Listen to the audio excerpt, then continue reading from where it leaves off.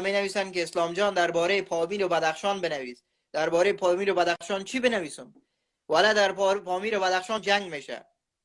اگر در پامیر بدخشان جنگ شدنی است بگذار که شوه، به خاطر ازی که دولتی که به فکر مردم خود نباشه، دولتی که مردم خود را از یک کشور دیگه بره بیاره در طیاره در هواپیما بشانه در تاجیکستان بیاره زندانی کنه، جزایش از این بدتر. بگذار که جنگ شوه، بگذار که دشمن بیاد، بگذار هر کاری که میشه شود. اگر میخوای که کار نشه هوشیار باش، ملتت در آغوشت بگی، مردمت را دوست داشته باش، به همه احترام قائل شو. تو چی حق داری که میری یک بدخشی یک پامیری را که مثلا مثال زنده دوشنبه را آوردی از مسکو دزدیدی؟ به خاطر چی؟ به خاطر از اینکه بر ضد تاجیکستان حرف زده. خب حرف زده. شما در کشورهای اروپایی برین، مردم در خیابانا میاد بر ضد رئیس جمهور بر ضد رئیس جمهور حرف میزنه، بر ضد نماینده‌های پارلمان حرف میزنه، یکی از اونها زندانی نمیشن. اینمی نقد است، اینمی انتقاد است که اصلاحات در میان میاره. در تاجیکستان جنگ میشه. اگر در تاجیکستان جنگ هم شود سببش خود دولت است، خود دولت است که از ملت فاصله گرفته، از ملت فاصله گرفته.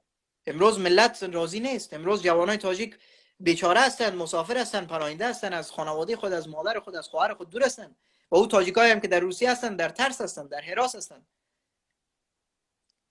این ظلم، این بی‌عدالتی تا آخر نمیمانه.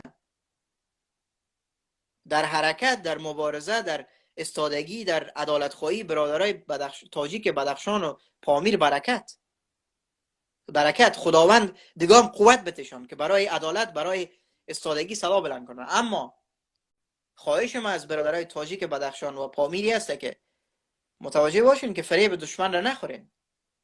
مبارزتان باید بر حق باشه، مبارزتان برای بربادی تاجیکستان نباشه، مبارزتان برای نمیفهم آتش زدن و بیبندوباری و آدم کشتن و این کارا نباشه.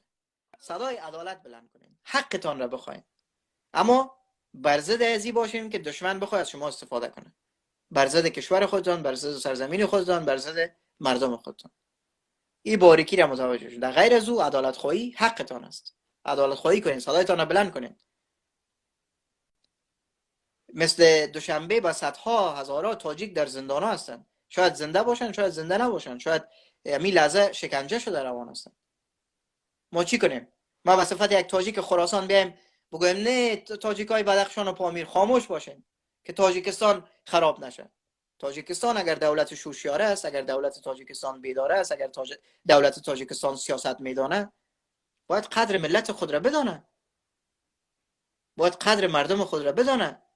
این مردم است، این ملت است که دولت است. اگر مردم و ملت نباشه دولتی وجود نداره. این ظلم و بی‌عدالتی یک روز، دو روز، سه روز بالاخره مردم خسته میشه، مردم صدا بلند میکنه. همگی تاجیکا که بی غیرت نیست. شما فکر کردین که تاجیکای بدخشان و پامیر بی غیرت است دیگه هر کاری که بالاشون شد اونا خاموش میباشن؟ بخیزین صدا بلند کنین. صدا بلند کردنتون به این معنا نیست که